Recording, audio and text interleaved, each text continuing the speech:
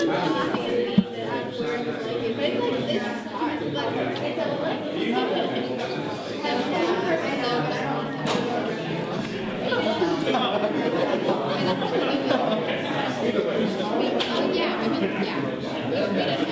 reading up on the issues, the candidates, and researching the ballot is also the responsibility of every citizen, voter, and that responsibility should not be taken lightly. So tonight, we're delighted that the Political Science Department, Dr. Deerdorf and her colleagues are hosting this mock debate tonight.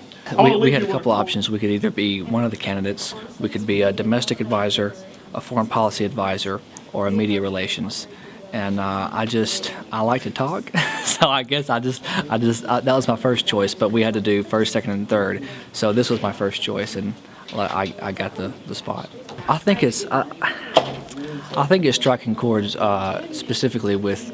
His campaign is very confusing to some people because he does well in certain states but not so well in other states, meaning that Hillary swept the South because of the demographics, and Bernie does really well where there's a large youth population, predominantly white and more liberal populations, and I think his message of regulating Wall Street and free college is resonating with a lot of college students right now who have, like myself, a lot of debt because of student loans, and that's why it's resonating. In 1993, I voted against the Don't Ask, Don't Tell bill that President Clinton put forth.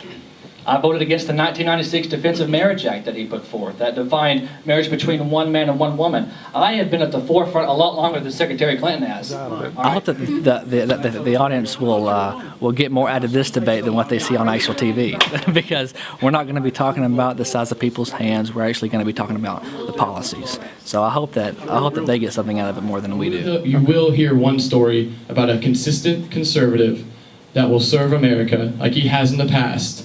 Like he has in the past in Florida for 8 years. This consistent conservative will represent you, will represent your children, and will make... I'm someone that, one of my disciplines is political science, another one is history, and another one is philosophy. I'm going to have a minor in religion as well. So it's something that I've got to evaluate each one of the candidates kind of according to those things that I've been learning this year, and it's been very, very interesting. I think that's something that Dr. Winterseek told us we need to focus on. One of the things she said before the case is going to be a policy-driven debate.